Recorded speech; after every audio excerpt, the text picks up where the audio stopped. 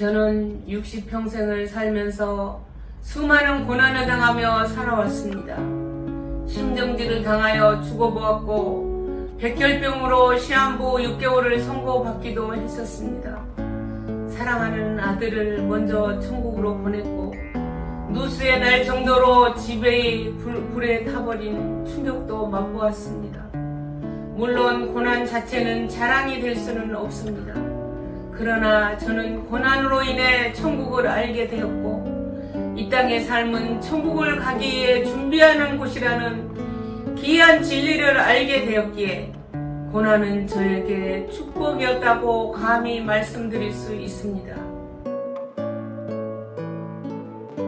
제 모교인 목포 해인여자고등학교 3학년 생활기록부 특이사항으로 체육시간에 이 사람은 숨이 멎어 사망했다가 하루 반쯤에 다시 숨이 돌아온 일이 있음이라는 생활통지문을 받은 사실도 있습니다. 저는 체육시간 달리기 하다가 심정지가 와서 사망 진단을 받았습니다. 숨이 멎은 채로 침대에 누워 있었고 제 주위에 교장 선생님, 담임 선생님, 그리고 친구들이 울고 있었습니다. 그들의 눈물을 보면서 저의 영혼은 육체를 떠나 어디론가 이끌려 갔고 제 후에는 주님이 계신 심판대 앞에 이르게 되었습니다. 한 번 죽는 것은 정하신 것이요 그 후에는 심판이 있으리라. 그곳은 세상 법정과는 비교가 되지 않을 정도로 두렵고 떨리는 자리였습니다. 저는 모태신앙이었지만 아버지 때문에 의무감으로 교회를 다니는 정도였습니다. 구원에 대한 확신이 없었기에 더더욱 사시나무 떠는 심정이었습니다. 심판대에서 제 차례가 되었을 때 주님은 저를 보시며 너는 아직 때가 되지 않았다. 수많은 사람들에게 천국과 지옥이 있음을 알려야 한다. 이곳은 성령으로 거듭나야만 올 수 있는 곳이니 성령 충만을 받게 해서 많은 영혼을 구원하여라. 그리고 언젠가 너는 이 심판대 앞에 다시 서게 될 것이다. 이때 저는 용광로 같은 불지옥을 보았고 그곳에서 고통하며 절규하는 자들을 보았습니다. 환희와 황홀감으로 가득 찬 천국도 보았습니다. 그것은 꿈도 아니었고 생생한 현장에서 본 실제였습니다. 그 후에 지금의 남편을 만났으나 아직 저에게는 성령 체험은 없었던 상태였습니다. 한 번은 허리가 삐끗하면서 거의 전신마비가 되어버렸습니다. 삶이 너무 우울했고 막막했습니다. 이렇게 사느니 기도하면서 차라리 죽자 온 힘을 다해 저는 물탱크실로 올라갔습니다. 두꺼운 수건 한 장이 눈물로 다 젖을 정도로 울부짖었습니다. 그렇게 10시간을 몸부림칠 때 온몸이 뜨거워지면서 제 몸이 회복되는 놀라운 체험을 하게 되었습니다. 제가 여전히 머리로 주님을 섬기니 기도하지 않고는 견딜 수 없는 자리로 주님은 저를 끌어가신 것입니다. 그 후로 저는 아픈 사람을 위해 기도하는 사역을 감당하게 되었습니다. 저에게 가장 힘겨웠던 것은 4년 만에 얻은 큰아들이 태어난 지 얼마 안 되어 사망한 것이었습니다.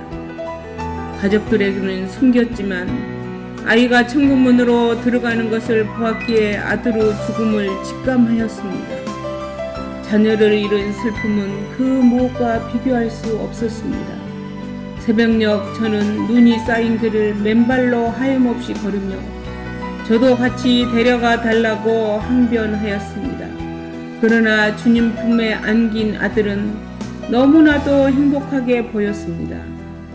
아들과의 이별은 잠시지만 천국에 가지 못한 가족과는 영원한 이별입니다. 모든 사람이 죽은 후에는 천국과 지옥, 오직 두 길의 선택뿐인 것을 볼 때 천국은 우리 삶의 마지막 종착지임을 다시금 실감하게 되었습니다. 젊은 날 가난이 싫었던 저는 돈을 벌어 성공하고픈 유혹이 생겼습니다. 개척한 지 5년이 되어서 교회를 접고 돈을 많이 벌어 주님의 일을 하리라는 그릇된 생각을 하게 되었습니다. 내 생각대로 세상 길로 나갔다가 30대에 여의도 성모병원에서 백혈병 말기 선고를 받게 되었습니다. 의사는 공기 좋은 곳에서 남은 시간을 보내라며 6개월 시한부 판정을 하였습니다. 저는 이미 지옥을 보았기에 결단코 지옥만은 가지 않으리라 결심하였습니다. 제가 선택한 것은 기도밖에 없었습니다. 다시 살려주시면 주님 일만 하겠습니다.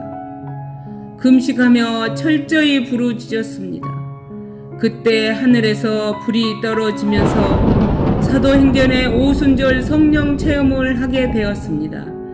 불치의 백혈병은 오살리 기도원 기도굴에서 치유되었고 병원에서 완치 판정을 받았습니다.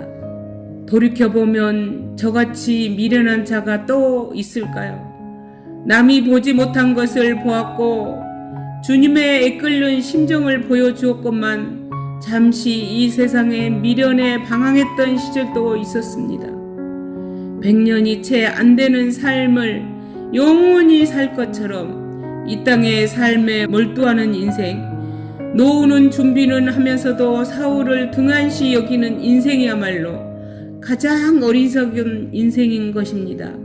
돌이켜보건대 세상에서의 성공은 주님의 심판대 앞에서는 아무 부질없는 것이었습니다. 예전에 저희 집은 누수의 날 정도로 화재가 났던 적이 있었습니다. 10여일 전부터 사인이 있었는데 계속 꿈으로 화재의 모습을 보여주신 것입니다. 그러나 그저 꿈이겠지 스스로 털어버린 것입니다. 화재가 나던 밤 새벽 1시쯤 주님은 저를 깨우셨고 우리 가족은 극적으로 살아나게 되었습니다. 제가 깊은 잠에 들었다면 우리 모두는 살아나지 못했을 것입니다.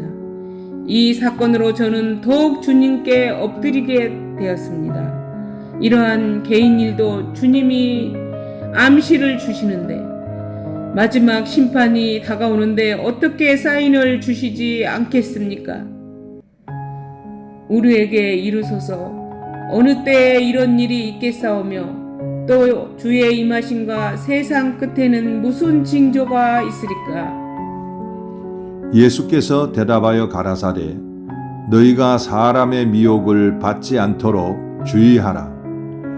민족이 민족을 나라가 나라를 대적하여 일어나겠고 처처에 기근과 지진이 있으리니 소돔과 고모라 시대처럼 모든 동성애가 합법이 되어가고 오히려 회개를 애치는 자는 역차별을 당하는 시대가 되었습니다.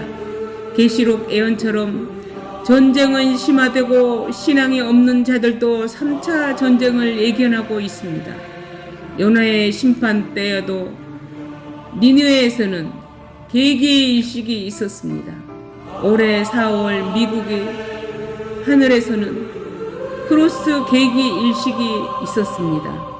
해와 달과 계기 일식과 얼식을 보면서 자연 계시를 통해 주님은 그때가 가까이 오고 있음을 사인하고 계신 것입니다. 이러므로 너희도 예비하고 있으라. 생각지 않은 때에 인자가 오리라.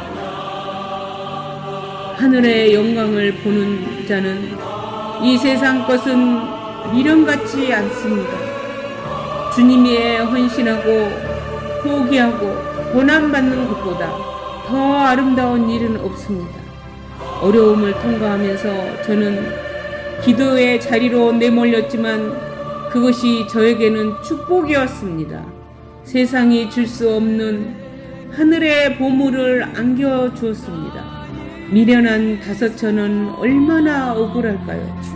나름대로 주님을 기다렸으나 육신대로 살다 성령 기름이 소진되어 믿음의 등불이 꺼져버린 잠들어 있는 성도들, 그들은 혼인잔치에 들어갈 수 없는 것입니다. 세상 주사에 마취되어 있는 이들이여 어서 깨어나십시오. 회개하지 않고 대충 살아도 구원을 받는다는 거짓 복음에 영혼을 사기당하지 마십시오. 목숨보다 더 소중한 성령 충만을 받으십시오. 우리 인생에서 천국을 준비하는 것보다 더 중요한 일은 없습니다.